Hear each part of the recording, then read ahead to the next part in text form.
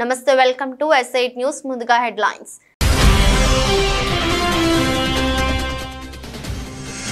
జంట జలాశయాలను పరిశీలించిన మంత్రి పొన్నం ప్రభాకర్ అప్రమత్తంగా ఉండి ఎప్పటికప్పుడు వరద స్థితిని సమీక్షించాలని కలెక్టర్ను ఆదేశించిన మంత్రి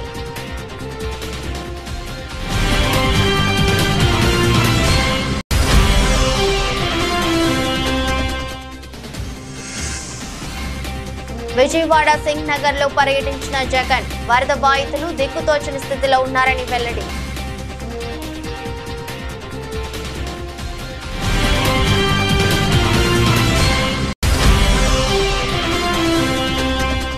గాంధీ ఆసుపత్రిలో ఆకస్మిక తనిఖీ చేసిన మంత్రి దామోదర్ రాజు నరసింహ సీజనల్ వ్యాధుల కట్టడిలో భాగంగా చికిత్స పొందుతున్న బాధితుల వివరాలను అడిగి తెలుసుకున్న మంత్రి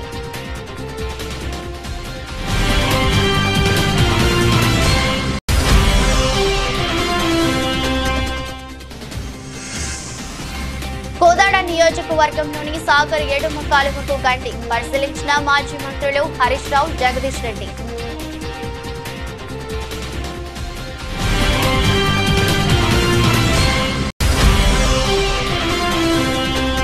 పారాలింపిక్స్ లో భారత్ కు మరో 2 మెడల్స్ పురుషుల విభాగం సింగిల్స్ లో బంగారు పతాకాన్ని కైవసం చేసుకున్న నితేష్ కుమార్ మహిళల సింగిల్స్ లో తులసి మతే మురుగేషన్ కు రజత పతకం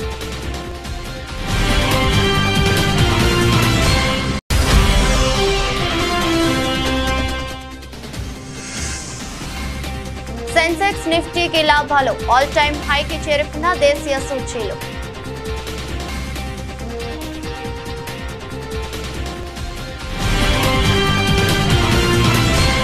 వరదల్లో కొట్టుకుపోయి దుర్మరణం పాలైన వ్యవసాయ శాస్త్రవేత్త అశ్విని కుటుంబాన్ని సీఎం రేవంత్ రెడ్డి పరామర్శించారు.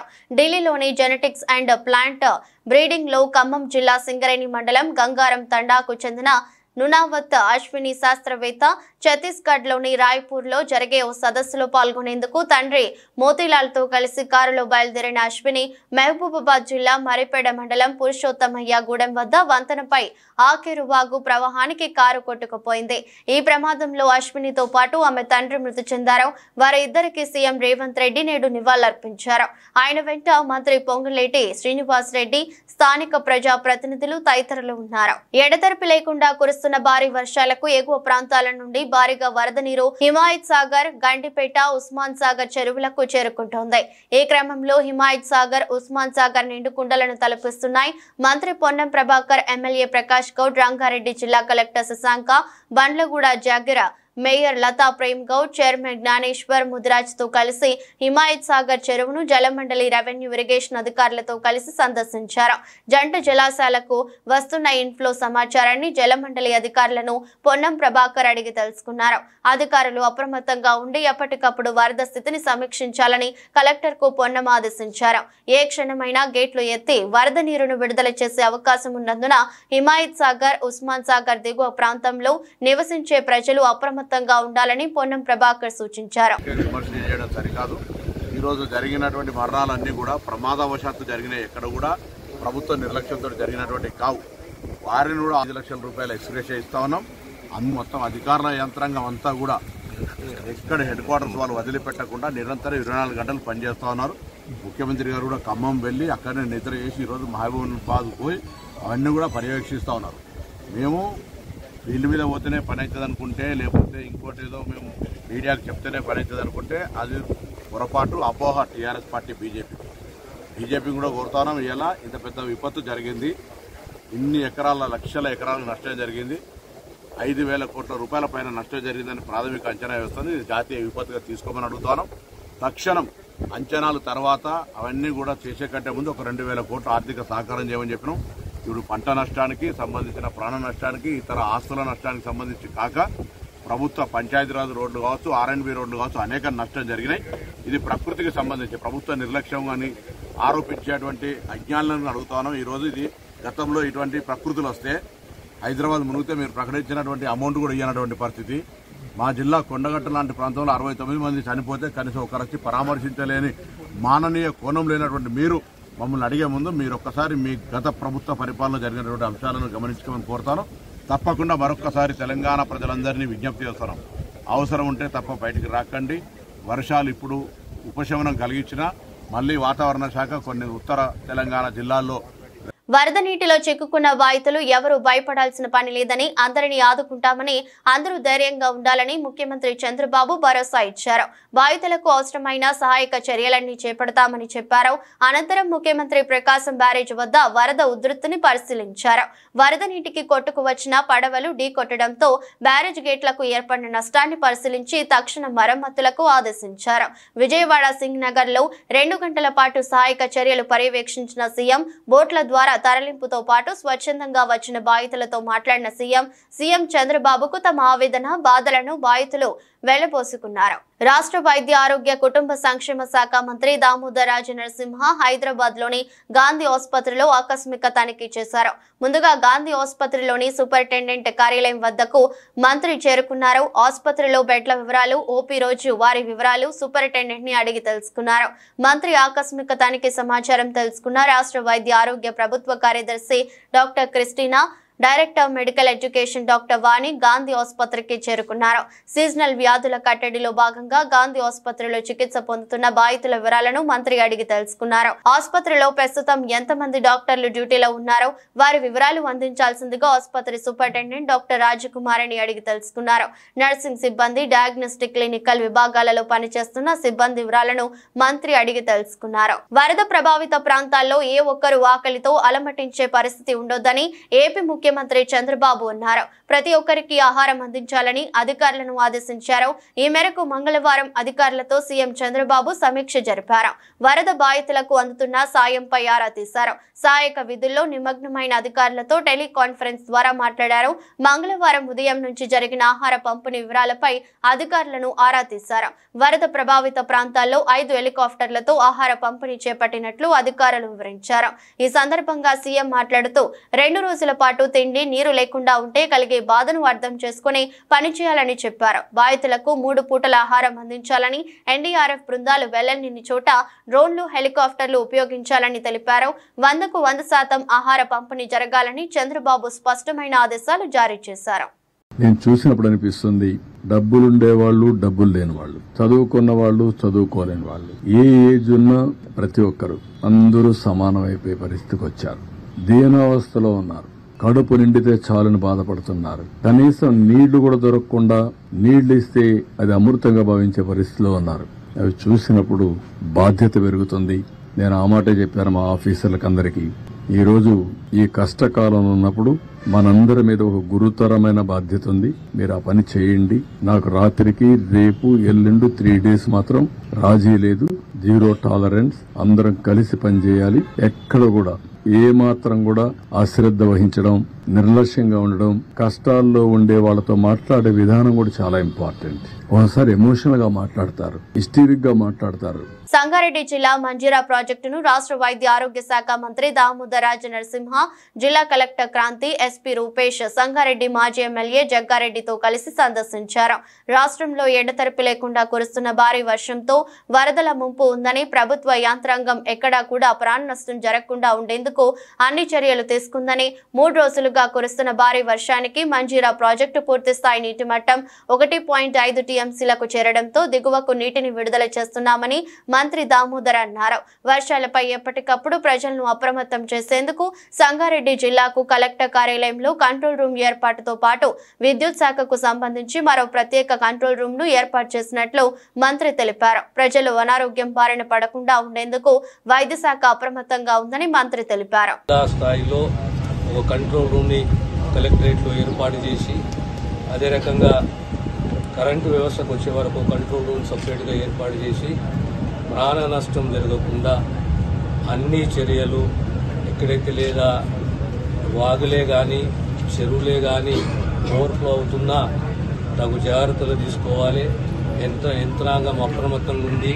ప్రత్యేకంగా జైరాబాద్, నారాయణఖేడ్, అందోల్ ఈ ప్రాంతాలలో ప్రజలు ఎక్కడ ఎలాంటి నష్టం వాటిల్లకుండా, ప్రాణ నష్టం ప్రత్యేకంగా ఒకవేళ పంట పొలాలు మునిగినా దాని నష్టపరిహారం చెల్లించాలి. ఇల్లు పాక్షికంగానే కానీ పూర్తిగా నష్టపోయిన వారికి ఇల్లు మంజూరు చేయాలి. కానీ ప్రత్యేకంగా ప్రభుత్వము మన ముఖ్యమంత్రి రేవంత్ రెడ్డి గారి ఆదేశాల మేరకు ప్రాణ నష్టం ఎక్కడ కాకుండా అప్రమత్తంగా యంత్రాంగం పనిచేయాలి. అది దృష్టిలో పెట్టుకొని ఈరోజు మేము మాంజిరా బ్యారేజ్కు రావడం జరిగింది. ఈరోజు మాంజిరా ఇన్ఫ్లో అవుట్ ఇంతకుముందు మీకు చెప్పాను. రాబోయే 48 గంటలు కూడా వర్ష సూచన ఉంది కనుక తగు జాగ్రత్తలు ప్రభుత్వం తీసుకుంటుంది, తగు చర్యలు ప్రభుత్వం తీసుకుంటుంది.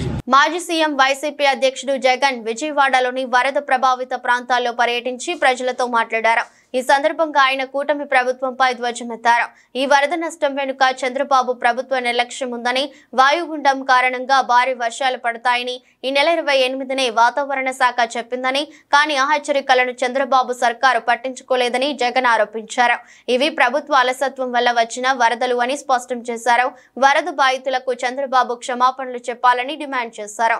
ఎటు చూసినా నీరే కనిపిస్తోందని, బాధితులు ఎక్కడికి వెళ్లాలో తెలియక దిక్కుతోచని స్థితిలో ఉన్నారని, ఒక్కరికి కూడా ప్రభుత్వ ఆర్థిక సాయం అందలేదని మండిపడ్డారు. గతంలో ఇంతకంటే భారీ వర్షాలు కురిసినా వాలంటీర్ వ్యవస్థ సాయంతో పరిస్థితులను చక్కదిద్దామని చెప్పారు. ఇవాళ విజయవాడ సింగనగర్ లో పరిస్థితులు దారుణంగా ఉన్నాయని, ప్రభుత్వం అరకొర ఏర్పాట్లు చేస్తే ఎలా సరిపోతాయని జగన్ ప్రశ్నించారు. కానీ జగన్ ప్రభుత్వంలో ఏ ఒక్కరూ కూడా ఎప్పుడూ కూడా డిస్సాటిస్ఫైడ్ గా ఎప్పుడూ లేరు. ఎందుకు లేరు అని అంటే కారణం జగన్ ప్రభుత్వంలో ఒక వాలంటీర్ వ్యవస్థ ఉండేది. జగన్ ప్రభుత్వంలో ఒక సచివాలయ వ్యవస్థ ఉండేది. ఈ వాలంటీర్ల వ్యవస్థ, ఈ సచివాలయాల వ్యవస్థ గ్రామ స్థాయిలో వార్డు స్థాయిలో మమేకమై ఉండేది.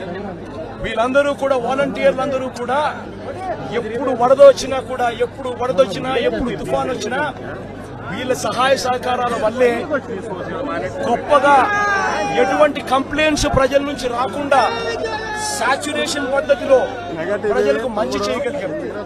తుఫాన్ వచ్చినప్పుడు జగన్ ముఖ్యమంత్రిగా ఉన్నప్పుడు తుఫాన్ వచ్చినప్పుడు కలెక్టర్ గారికి నేను చెప్పేవాడిని, నేను మీకు వారం రోజులు టైం ఇస్తా ఉండా, వారం రోజుల తర్వాత నేనే వస్తాను, వచ్చిన తర్వాత నేను ప్రజలతో మమేకమై నేను అడుగుతాను. ఏ ఒక్కరి నోట్లో నుంచి కూడా కలెక్టర్ మాకు పలకలేదు, కలెక్టర్ స్పందించలేదు, కలెక్టర్ వల్ల మాకు నష్టం జరిగింది అన్న మాట ఎప్పుడూ వినపడకూడదు అని చెప్పి నేను ఆదేశాలు ఇచ్చేవాడిని. మా కలెక్టర్ బాగా పనిచేశాడు, మా కలెక్టర్ మంచివాడు అనే మాట వినపడాలి అని చెప్పి గట్టిగా కలెక్టర్లకు ఎప్పుడు చెప్పేవాడిని. చెప్పిన ప్రకారం నేను ఖచ్చితంగా వారానికి నేను వారం రోజుల తర్వాత నేను పోయేసరికి వాలంటీర్ సైన్యం అక్కడ ముందే ఉండేది. గ్రామ సచివాలయాల్లో పనిచేసే మొత్తం పిల్లలందరూ కూడా అక్కడే ఉండేవాళ్ళు. ఆ వారం రోజుల పాటు వాళ్ళంతా కూడా ప్రభుత్వం అంతా కూడా పూర్తిగా కలిసి ప్రతి గడపకు వెళ్ళేది.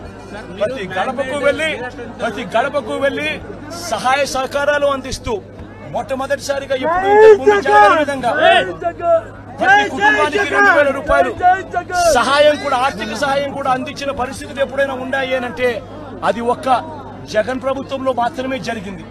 అటువంటి కొత్త సాంప్రదాయాలను ముందుకు తీసుకొచ్చింది మనం, వాలంటీర్ వ్యవస్థను ముందు పెట్టింది మనం. సచివాలయ వ్యవస్థ, వాలంటీర్ వ్యవస్థతో పూర్తిగా ప్రతి గడపకు కూడా సహాయ సహకారాలు అందించగలిగాము. రిలీఫ్ క్యాంపులు తుఫాను వచ్చే నాటికే రిలీఫ్ క్యాంపులు ఏర్పాటయ్యేటివి. ముందుగానే లోతట్టు ప్రాంతంలో ఉన్న మనుషులందరినీ కూడా ముందుగానే రిలీఫ్ క్యాంపులకు ట్రాన్స్ఫర్ చేసేవాళ్ళము. రిలీఫ్ క్యాంపుల్లో అందరినీ కూడా బాగా చూసుకోవడమే కాకుండా రిలీఫ్ క్యాంపుల్లో బయటికి వెళ్లేటప్పుడు డబ్బులు కూడా 2,000 రూపాయలు డబ్బులు కూడా సహాయం కూడా ఇచ్చి పంపించిన కార్యక్రమం కూడా అప్పట్లో జరిగేది. అప్పటికి ఇప్పటికి తేడా గమనించండి. చంద్రబాబు నాయుడు కూడా కనీసం ఇప్పటికైనా ప్రజలకు క్షమాపణ చెప్పి కనీసం చేయాల్సిన పనులు ఖచ్చితంగా చేయమని చెప్పి అడుగుతా ఉన్నాం. కోదాడ నియోజకవర్గంలోని రామచంద్రాపురం, నాయకనిగూడెం గ్రామాల నుంచి వెళ్లే సాగర్ ఎడమ కాలువకు గండిపడింది. దీంతో పంట పొలాలు నీట మునిగాయి, రైతులకు తీవ్ర నష్టం వాటిల్లింది. ఈ క్రమంలో దెబ్బతిన్న ఎడమ కాలువ ప్రాంతాన్ని పరిశీలించిన బీఆర్ఎస్ పార్టీ నేతలు మంగళవారం మధ్యాహ్నం పరిశీలించారు. పంట నష్టపోయిన రైతులను పరామర్శించారు. కాలువను పరిశీలించి గ్రామ ప్రజలతో మాట్లాడారు. ఖమ్మంకి సాగర్ ఎడమ కాలువ నీళ్లు తరలించేందుకు గేట్లు ఓపెన్ చేయకుండా, లాకులు పెట్టకుండా వెల్డింగ్ చేయించారని, లాకులు ఉంటే మేమే ఓపెన్ చేసే వాళ్ళమని సూర్యాపేట రైతులు మీ ఆర్ఎస్ నేతలతో చెప్పుకున్నారు. సాగర్ ఎడమ కాలువను పరిశీలించిన వారిలో మాజీ మంత్రులు తన్నీరు హరీష్ రావు, జగదీష్ రెడ్డి, సబితా ఇంద్రారెడ్డి, ఎమ్మెల్యేలు వివేకానంద, పాడి కౌశిక్ రెడ్డి, ఎమ్మెల్సీ సంబేపు రాజు, మాజీ ఎమ్మెల్యేలు గాదరి కిషోర్ కుమార్ ఉన్నారు. ముఖ్యమంత్రి ప్రజలకు ఊరడించాల్సింది, ధైర్యం చెప్పాల్సిన ముఖ్యమంత్రి వరదలు ప్రారంభమైన 2 రోజుల వరకు పత్తా లేకుండా పోయి ఆయన తప్పును దాచిపెట్టుకోవడం కొరకు వచ్చే రావడమే మొదలే కేసీఆర్ గారి పైన, కేటీఆర్ గారి పైన, హరీష్ రావు గారి పైన, బీఆర్ఎస్ పార్టీ పైన నిందలేసే పని మొదలుపెట్టినాడు. వచ్చింది వరద ప్రాంతాలు చూడడానికి, ప్రజలకు ధైర్యం చెప్పడానికి, రిలీఫ్ ఇవ్వడానికి వచ్చిన పద్ధతిలో లేడు. ఆయనకు పెండ్లికి సావుకు తేడా తెలుస్తలేదు. వచ్చింది సంబురాలక, జాతరకు వచ్చిండా, ప్రజల్ని పరామర్శించడానికి వచ్చిండా, ఆ హవభావాలు ఏందో అదేందో చూస్తేనే ముఖ్యమంత్రి స్థాయి ఏందో అర్థమవుతాం. మేము మాట్లాడలే. ఇప్పుడు మీ అందరి సమక్షంలో రైతులు చెప్పారు. ఇవాళ కొన్ని మీడియాలో కూడా వచ్చింది. నేను ఇక్కడికి మీడియా వాళ్ళు ఎవరు లేనప్పుడు వస్తే కూడా రైతాంగం చెప్పారు. ఏంది ఇవాళ మనం ఏదైతే ఎన్ఎస్పీ కాలువ మీద నిలబడినామో ఈ కాలువ కట్ట తెగడానికి ప్రధానమైన కారణం ప్రభుత్వమే అని రైతులు చూపిస్తున్నారు, ఆధారాలు కూడా చూపిస్తున్నారు. ఖమ్మం జిల్లాకు సంబంధించిన మంత్రులు, ప్రభుత్వం మొన్న ఎండాకాలంలో నీళ్లు తీసుకుపోవడానికి ఖమ్మం కొరకు ఇక్కడ కాలువ కట్టల పైన పోలీసులను పెట్టి మొత్తం తుమ్ములన్నిటికి కూడా టాకాలు కొట్టిండ్రు, వెల్డింగ్లు చేసిండ్రు. ఈ తుమ్ములు బయటికి తీయడానికి వీలు కాక ఇవాళ ఈ కాలువలు తెగింది తప్ప, కాలువ 3 చోట్ల 2 చోట్ల తెగింది తప్ప దానంతలో దిగలే. ఇది ప్రకృతి విలయంతో వచ్చింది కాదు అనే మాట స్పష్టంగా చెప్తా ఉన్నారు ఇవాళ రైతాంగం అందరూ కూడా. ఈ కాలువ కట్టలు తెగడానికి కారణం వాళ్ళే. నిన్న ఖమ్మంలో కొట్టుకుపోయి, వరదలో కొట్టుకుపోయి ప్రజలు చచ్చిపోవడానికి కారకులు కూడా వాళ్ళు. ప్రకాశం బ్యారేజ్ లో బోటు అడ్డుపడిన 69వ గేటుకు మరమ్మతులు చేసేందుకు గేట్ల నిపుణులు కన్నయ్య నాయుడుతో కలిసి మంత్రి నిమ్మల పరిశీలించారు. గేటు పనులకు సంబంధించి ఆయనతో చర్చించారు. ప్రకాశం బ్యారేజ్ కి ఎలాంటి ఇబ్బంది లేదని, త్వరలోనే దెబ్బతిన్న ప్రాంతంలో పనులు చేపడతామని చెప్పారు. ప్రకాశం బ్యారేజీ అంటే ఇది తెలుగు జాతి ప్రజల ఆస్తిది. అందులో కూడా పర్టికులర్గా టంగుటూరి ప్రకాశం పంతులు గారు పేరు పెట్టుకున్నటువంటి బ్యారేజ్ ఇది. లక్షలాది ఎకరాలకు సాగునీరిస్తూ లక్షలాది మంది ప్రజల దాహార్తిని తీర్చేటువంటి బ్యారేజ్ ఇది. అందుచేత ఇటువంటి బ్యారేజీకి నష్టం కలిగించేటువంటి ఏ ఒక్క చిన్న చర్య కూడా మానవుడు అనేవాడు ఎవరు కూడా తీసుకోకూడదు. దేవుడు కూడా అటువంటి పని చేస్తే క్షమించాడు. అందుచేత ఆ విషయం మీద కూడా మేము తర్వాత ఆలోచన చేస్తాం. ముందు ఇమ్మీడియట్లీ జరిగినటువంటి ఇబ్బంది ఏదైతే ఉందో దాన్ని క్లియర్ చేసి, ఒక పడవ అయితే క్రిందికి కొట్టుకుని పోయిందని చెప్తూ ఉన్నారు ఆ గ్యాప్లోంచి. మిగిలింది కూడా ఏంటనేది కూడా మనం ఎంక్వైరీ చేసుకుని దాన్ని కూడా పడవలను తీయడానికి కూడా ఏజెన్సీని కూడా ప్రమోట్ చేసుకుని ఇప్పుడు ఆల్రెడీ 11,40,000 క్యూసెక్ల వరకు కూడా ఇప్పుడు వాటర్ ఫ్లో ఉంది. కాబట్టి రేపటికి కొంచెం తగ్గుముఖం పడుతుంది, ఎల్లుండికి ఇంకా తగ్గుముఖం పడుతుంది అనేది మాకు ఉన్నటువంటి ఫోర్కాస్ట్ ద్వారా అంచనా ఉంది. అంచేత రాబోయేటువంటి 2 రోజుల్లో అది కూడా ప్లాన్ చేసుకొని ఏదైతే ఆ పడవలు అంటే అది 4 పడవలు అని చెప్తూ ఉన్నారు, అది ఎంతవరకు 4, 3 అనేది కూడా మేము ఐడెంటిఫై చేసుకుని ఆ ఉన్న అడ్డుపడినటువంటి పడవలను కూడా 1-2 రోజుల్లో ఆ వాటర్ ఫ్లోని దృష్టిలో పెట్టుకుని, ఎందుకంటే ఇప్పుడు మళ్ళీ దాన్ని జాగ్రత్తగా మళ్ళీ వెలుపలికి తీయాలి. ఏమాత్రం కొంచెం మళ్ళీ అది ఎఫెక్ట్ అయ్యి గేట్లకి టచ్ అయినా లేదా ఇంకోటైనా మళ్ళీ దానికి ఏదైనా ఏమాత్రం చిన్న ఇబ్బంది వచ్చినా మనకి రేపు గేట్లు క్లోజ్ చేయడంలో కానీ ఓపెన్ చేయడంలో ఇబ్బంది ఉంటుంది. కాబట్టి దాన్ని కూడా జాగ్రత్తగా ఆ ఫ్లోని దృష్టిలో పెట్టుకుని తీసేటువంటి పరిస్థితి ఉంటుంది. దానికి కూడా కన్ననాయుడు గారు ఆల్రెడీ మనకి అవైలబుల్ ఉన్నారు కాబట్టి ఆయన సహకారం కూడా తీసుకుంటామని చెప్పి తెలియజేస్తాం. రాష్ట్ర వైద్య ఆరోగ్య కుటుంబ సంక్షేమ శాఖ మంత్రి దామోదర్ రాజనరసింహ సచివాలయంలో ప్రభుత్వ ఆసుపత్రులలో, మెడికల్ కాలేజీలలో సెక్యూరిటీ బలోపేతంపై సుప్రీంకోర్టు ఇచ్చిన నిబంధనలపై ఉన్నత స్థాయి సమీక్ష నిర్వహించారు. ఈ సమీక్షలో తెలంగాణ రాష్ట్ర ప్రభుత్వం 2008 సంవత్సరంలో రూపొందించిన యాక్ట్ 11పై చర్చించారు. ప్రభుత్వ ఆసుపత్రులలో భద్రతను కట్టుదిట్టం చేసి ఆసుపత్రి సిబ్బందికి, ముఖ్యంగా మహిళా డాక్టర్లు, మహిళా నర్సింగ్ ఆఫీసులు సిబ్బందికి రక్షణగా షీటీంలతో రాత్రి సమయాలలో పెట్రోలింగ్ చేసేలా నిబంధనలు రూపొందించాలని మంత్రి సమక్షంలో అధికారులను ఆదేశించారు. అన్ని టీచింగ్ హాస్పిటళ్లలో అవుట్ పోస్టులు శాశ్వత ప్రతిపాదికన నిర్మించడానికి చర్యలు చేపట్టాలని మంత్రి అధికారులను ఆదేశించారు. తెలంగాణ రాష్ట్ర ప్రభుత్వం ఎంతో ప్రతిష్టాత్మకంగా నిర్మిస్తున్న టీఐఎంఎస్ ఆసుపత్రుల్లో ఇప్పటికే పోలీస్ అవుట్ పోస్టులను నిర్మించేందుకు స్థలాన్ని కేటాయించామన్నారు. రాష్ట్రంలో 10 టీచింగ్ ఆసుపత్రుల్లో ఇప్పటికే పోలీస్ అవుట్ పోస్టులను నిర్మించడం జరిగిందన్నారు. ప్రైవేటు సెక్యూరిటీ ఏజెన్సీలు తప్పనిసరిగా PSAR యాక్ట్ 2015 ప్రకారం గుర్తింపు పొంది ఉండాలని మంత్రి ఆదేశించారు. పిఠాపురం పాదయ క్షేత్రంలో శ్రావణ శుక్రవారం సామూహిక వరలక్ష్మి వ్రతం సంబంధించి తనకు ఏ విధమైన సమాచారం లేదని ఆలయ సిబ్బంది వరలక్ష్మి వ్రతం కోపెన్నెల విషయంలో తనపై ఆలయ సిబ్బంది తప్పుడు ప్రచారం చేస్తున్నారని తెలుగుదేశం పార్టీ రాష్ట్ర అధికార ప్రతినిధి పిఠాపురం మాజీ ఎమ్మెల్యే వర్మ పాదగయ క్షేత్రం సిబ్బందిపై తీవ్ర స్థాయిలో మండిపడ్డారు. శ్రావణ మాసం ఆఖరి రోజును పురస్కరించుకుని పిఠాపురం పాదగయ క్షేత్రాన్ని తెలుగుదేశం పార్టీ రాష్ట్ర అధికార ప్రతినిధి పిఠాపురం మాజీ ఎమ్మెల్యే వర్మ సందర్శించారు. కుక్కుటేశ్వర స్వామిని, రాజరాజేశ్వరి అమ్మవారిని, దత్తాత్రేయ స్వామి వారిని దర్శించుకుని పూజలు నిర్వహించారు. అదేవిధంగా 10వ శక్తిపీఠంగా పూజలు అందుకుంటున్న పురుహుతిక అమ్మవారిని దర్శించుకొని ప్రత్యేక పూజలు చేశారు. ఈ సందర్భంగా ఆలయ పండితులు మాజీ ఎమ్మెల్యే వర్మకు ఆశీర్వచనాలు అందజేశారు. ఆయన కోపం తీసుకోలేదు, భగవంతుడి సన్నిధిలో నేను చాలా క్రమశిక్షణగా ఉంటాను అని ఒక తప్పుడు ప్రోపకండా తెలుగుదేశం పార్టీ మీద ఆలయ సిబ్బంది ముఖ్యంగా కోపంలో శ్రావణ శుక్రవారానికి వర్మగారికి ఇచ్చామని చెప్పి తెలియజేస్తున్నారు. ఇచ్చారా మీరు చెప్పండి? కనీసం నన్ను పూజకు కూడా ఆహ్వానం అందలేదు. నేను మొట్టమొదటిసారి 22 సంవత్సరాల్లో ఇక్కడికి వచ్చాక నేను మా భార్య కూడా మొట్టమొదటిసారి శ్రావణ శుక్రవారం రోజులో అమ్మవారి దర్శనానికి రాకపోవడం మా దురదృష్టం. అంచేత ఆలయ సిబ్బందికి మనం ఏంటంటే మీ డ్యూటీస్ మీరు చేసుకోండి, లేనిపోని ప్రాపగండలు మా పార్టీ మీద పెట్టడం అది కరెక్ట్ కాదు. అంచేదంటే మాకు ఎవరో ఇవ్వలేదు, ఇస్తామని మీరు టెంపుల్ నుంచి మాకు చెప్పలేదు. రెండోది శ్రావణ శుక్రవారం రండి అని పిలుపు లేదు. అంచేదంటే అది వారిష్టం, అది నేను దాని గురించి ఏమీ విమర్శించట్లేదు. బాధ ఏంటంటే తెలుగుదేశం పార్టీకి సంబంధించి తప్పుడు ప్రచారం ఆలయ సిబ్బంది చేయడమే చాలా బాధాకరమైన విషయం. ప్రజలు ఎవరూ కూడా అత్యవసర పరిస్థితుల్లో తప్ప బయటకు రావద్దని సిపి శ్రీనివాసులు అన్నారు. పెద్దపల్లి జిల్లా కాల్వశ్రీ రాంపూర్ పోలీస్ స్టేషన్ పరిధిలోని కూనారం చెరువులో మత్స్యకారుడు గల్లంతుపై సిపి ఆరా తీశారు. ఉస్మానియా వాగు గుంపుల వద్ద మానేరు వరద ఉధృతిని డ్రోన్ కెమెరా ద్వారా పరిశీలించి అత్యవసర పరిస్థితుల్లో తీసుకోవాల్సిన ముందస్తు భద్రతా చర్యలపై అధికారులకు పలు ఆదేశాలు, సూచనలు చేశారు. అనంతరం మాట్లాడుతూ వరద ప్రవహించే ప్రాంతాలలో నదులు, కాలువలు, వంకలు, ప్రాజెక్ట్ జలపాతాల ఉధృతంగా ప్రవహిస్తున్న ప్రదేశాలకు వెళ్లి ప్రమాదాలకు గురి కావద్దని తెలిపారు. అన్ని శాఖల అధికారుల సమన్వయంతో జిల్లా పోలీసులు ఎల్లప్పుడూ ప్రజలకు అందుబాటులో ఉంటారని అన్నారు.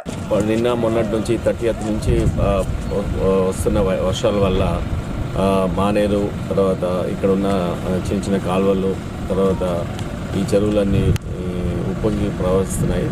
దాంట్లో భాగంగా పబ్లిక్కి అందరం అలర్ట్ చేస్తున్నాము. ఎవరు అడ్వెంచర్ చేసి ఫ్లో ఆఫ్ వాటర్ ఉంటే అది బ్రిడ్జ్ల మీద కానీ క్యాజువల్ నుంచి కానీ పోతున్నప్పుడు మీరు దాటకూడడానికి ప్రయత్నం చేయకూడదు. కొద్ది దూరమైనా పర్వాలేదు, వేరే డీ రూట్ తీసుకొని సురక్షిత ప్రాంతమైన రూట్లలో పెంచుకోవాలని మేము కోరుతున్నాము.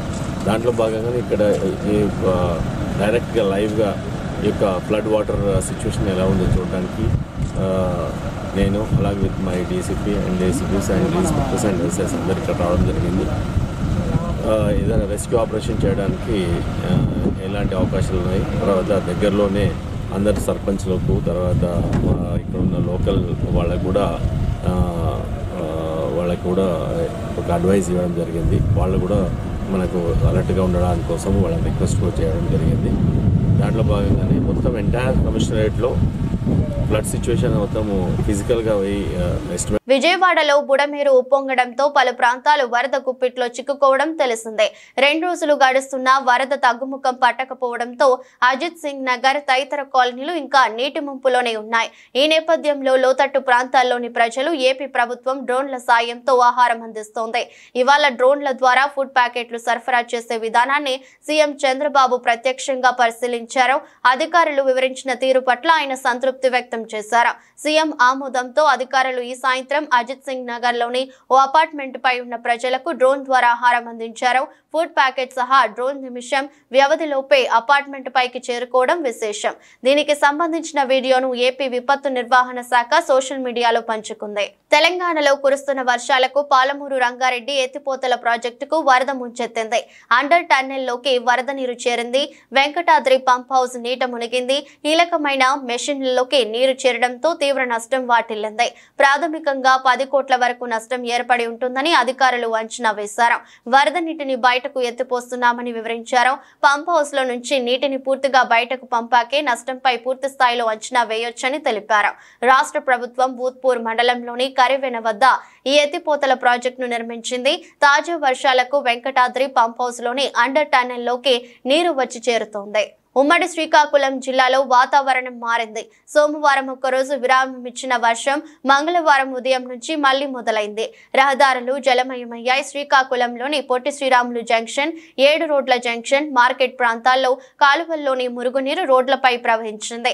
అలాగే ఎచ్చర్ల, లావేరు, రణస్థలం తదితర మండలాల్లో ఉదయం నుంచి చిరుజల్లులు కురుస్తున్నాయి. విద్యార్థులు, కూలీలు, ఉద్యోగులు విధులకు వెళ్లేందుకు అవస్థలు పడ్డారు. ఏదేమైనా ప్రజలు అప్రమత్తంగా ఉండాలని అధికారులు సూచిస్తున్నారు. భారత అథ్లెట్ తమ అద్భుత ప్రదర్శనతో పారాలింపిక్స్ లో పతకాలు వరద పారిస్తున్నారు. గేమ్స్ 2వ రోజు నుంచే ఖాతా ఆరంభించిన భారత్ ఆ తర్వాత క్రమం తప్పకుండా పతకాల సంఖ్యను పెంచుకుంటూ వెళుతోంది. తాజాగా సోమవారం దేశానికి మరో 7 పతకాలు లభించాయి. ఇందులో షట్లర్లవే 4 ఉండడం విశేషం. తాజాగా భారత్ 3 స్వర్ణాలు, 5 రజతాలు, 6 కాంస్యాలతో 14 పతకాలను ఖాతాలో వేసుకుంది. పోటీల్లో భారత షట్లర్లు పతకాల పండుగ చేసుకుంటున్నారు. ముందుగా పురుషుల సింగిల్స్ SL3 ఫైనల్లో వరల్డ్ నెంబర్ 1 నితేష్ కుమార్ 21-14, 18-21, 23-22తో డానియల్ బెదెల్ గ్రేట్ బ్రిటన్ పై గెలిచి స్వర్ణం సాధించారు. బెదెల్ పై ఆడిన 10 మ్యాచ్ల్లో నితేష్ కిదే తొలి విజయం. తొలి 2 గేముల్లో ఇరువురు ఆధిక్యం చూపగా నిర్ణాయక గేమ్ ఓ దశలో 19-19తో ఉత్కంఠను పెంచింది. చివరకు 23-21తో నితేష్ మ్యాచ్ ను ముగించి సంబరాలు చేసుకున్నాడు. ఇక ఏకపక్షంగా సాగిన పురుషుల సింగిల్స్ SL4 ఫైనల్లో సుహాస్ యతిరాజ్ 9-21, 13-21తో లూకాస్ మజూర్ చేతిలో ఓడాడు. దీంతో వరుసగా 2సారి రజతంతో సంతృప్తి పడాల్సి వచ్చింది. అంతర్జాతీయంగా పలు ఉద్రిక్తతల కారణంగా ఇతర దేశాల మార్కెట్లు అనిశ్చితిలో కదలాడుతున్నా దేశీయ సూచీలు మాత్రం లాభాల బాటలోనే పయనిస్తున్నాయి. అంతర్జాతీయ మార్కెట్ల నుంచి మిశ్రమ సంకేతాలు అందుతున్న ఫైనాన్షియల్, IT స్టాక్స్ లో కొనుగోళ్ల కారణంగా సెన్సెక్స్, నిఫ్టీ లాభాలు అందుకున్నాయి. దీంతో వరుసగా 13వ రోజు కూడా దేశీయ సూచీలు లాభాలతోనే ముగిశాయి. సెన్సెక్స్, నిఫ్టీ ఆల్ టైమ్ హైని టచ్ చేశాయి. శనివారం ముగింపు 82,365తో పోల్చుకుంటే దాదాపు 400 పాయింట్ల లాభంతో 82,725 వద్ద ప్రారంభమైన సెన్సెక్స్ రోజంతా లాభాల్లోనే కొనసాగింది. ప్రారంభంలోనే 82,725 వద్ద జీవనకాల గరిష్టాన్ని తాకి ఆ తర్వాత కిందకు దిగింది. ఆ తర్వాత అమ్మకాల కారణంగా కిందకు దిగింది. చివరకు 194 పాయింట్ల లాభంతో 82,559 వద్ద రోజును ముగించింది. మరోవైపు నిఫ్టీ కూడా లాభాల జోరు కొనసాగించింది. ఇంట్రాడేలో 25,300 మార్కును తొలిసారి తాకింది. చివరకు 42 పాయింట్ల లాభంతో 25,278 వద్ద స్థిరపడింది. సెన్సెక్స్ లో బజాజ్ ఫిన్సర్వ్, బజాజ్ ఫైనాన్స్, HPCL టెక్నాలజీస్, ITC, ఇండస్ఇండ్ బ్యాంక్ షేర్లు లాభాలు ఆర్జించాయి. NTPC, Tata Motors, Mahindra and Mahindra, Bharti Airtel, L&T షేర్లు నష్టాలు మూటగట్టుకున్నాయి. BSE మిడ్ క్యాప్ ఇండెక్స్ 134 పాయింట్లు కోల్పోయింది. బ్యాంక్ నిఫ్టీ 88 పాయింట్లు ఎగబాకింది. డాలర్తో పోలిస్తే రూపాయి మారకం విలువ 83.92గా ఉంది. వార్తలు ముగించే ముందు మరోసారి హెడ్లైన్స్.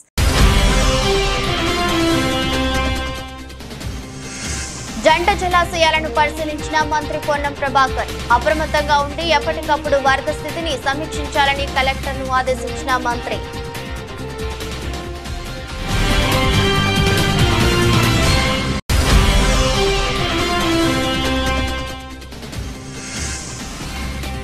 విజయవాడ సింగ్ నగర్ లో పర్యటించిన జగన్. వరద బాధితులు దిక్కుతోచని స్థితిలో ఉన్నారని వెల్లడి.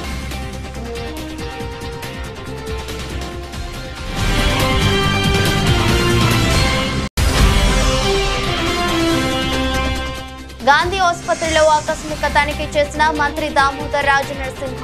సీజనల్ వ్యాధుల కట్టడిలో భాగంగా చికిత్స పొందుతున్న బాధితుల వివరాలను అడిగి తెలుసుకున్న మంత్రి.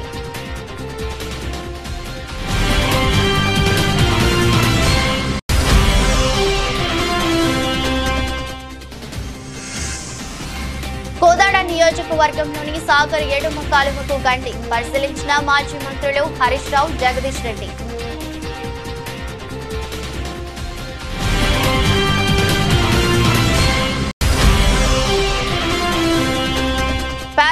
గేమ్స్ లో భారత్ కు మరో 2 మెడల్స్. పురుషుల విభాగం సింగిల్స్ లో బంగారు పతాకాన్ని కైవసం చేసుకున్న నితేష్ కుమార్. మహిళల సింగిల్స్ లో తులసిమతి మురుగేషన్ కు రజత పతకం.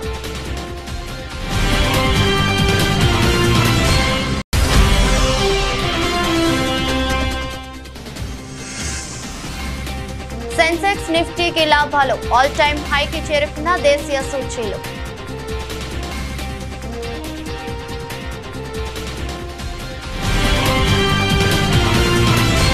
ఇది రోజు బులెటిన్. మరో బులెటిన్లో మళ్ళీ కలుద్దాం. అంతవరకు సెలవు. నమస్కారం.